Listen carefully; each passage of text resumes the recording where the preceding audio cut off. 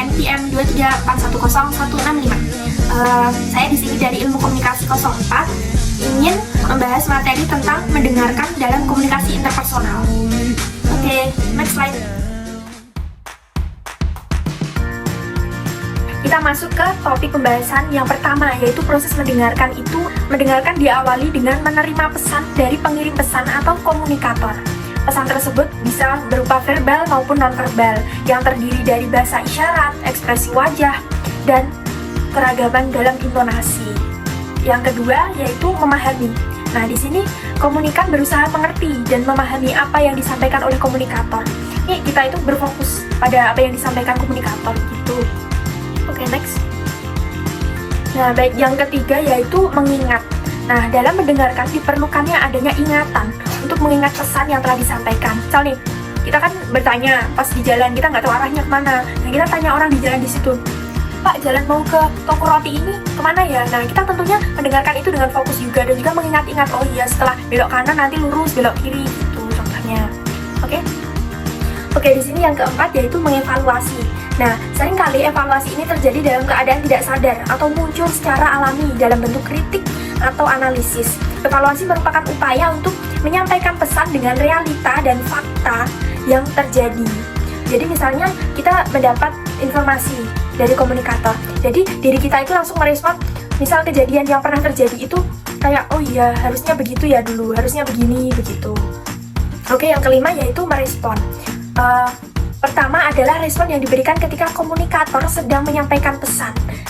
Kedua adalah respon yang diberikan setelah menyampaikan keseluruhan pesan.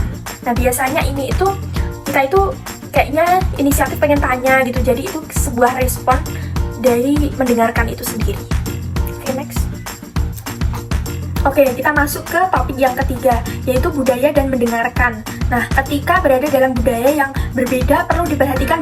Di sini ada suara dan bahasa. Jadi, misalnya nih kita berbicara atau berkomunikasi dengan antara orang Jawa dan orang Sunda. Tentunya sangat berbeda, cara logat bahasanya itu berbeda. Dan yang itu perbedaan perilaku nonverbal. Itu Sunda dengan orang Jawa itu berbeda. Yang ketiga yaitu kepercayaan. Kepercayaan ya, misal orang Jawa mempunyai kepercayaan Jawa nih. Kepercayaan Jawa, dulu nenek moyang kita tidak boleh seperti ini. Nah, Sunda itu beda lagi teman-teman. Gitu. Next. Yang keempat yaitu jenis kelamin dan mendengarkan. Yang pertama yaitu perempuan. Nah, di sini perempuan ketika mendengarkan biasanya memberikan respon langsung. Ketika sedang terjadi komunikasi dengan berkata ya atau atau mengangguk, setuju dan tersenyum. Kayaknya ini para cewek-cewek ini sering banget ya, kayak misal kita lagi komunikasi, oh iya kayak gitu, kayak mengangguk gitu, langsung merespon gitu. Nah, sedangkan laki-laki cenderungnya hanya mendengarkan tanpa langsung memberikan feedback atau balasan kayak cewek tadi, kayak perempuan tadi gitu. Next. Yang kelima yaitu mendengarkan yang efektif. Nah, gimana sih teman-teman mendengarkan yang efektif itu? Jadi di sini yaitu partisipatif dan mendengarkan yang pasif. Di sini kunci agar mendengarkan menjadi efektif dalam komunikasi interpersonal adalah dengan menjadi pendengar yang aktif. Nah, pendengar yang aktif itu bagaimana sih? Jadi pendengar yang aktif itu ya, kita mendengarkan fokus dulu, fokus terhadap apa yang disampaikan dulu, lalu jika ada pertanyaan kita bisa tanyakan di akhir setelah informasi itu disampaikan. Oke teman-teman, terima kasih yang sudah mendengarkan. Sesuai dengan materi yang saya bahas tadi, yaitu mendengarkan dalam komunikasi interpersonal, pada intinya adalah mendengarkan itu ya kita harus fokus terhadap apa yang disampaikan oleh komunikator sehingga kita dapat memahaminya dan juga mengambil kesimpulan dari informasi yang telah disampaikan tadi. Mungkin cukup sekian saja dari saya, Natalia Susianti dengan NPM 234100165. Terima kasih. Selamat belajar.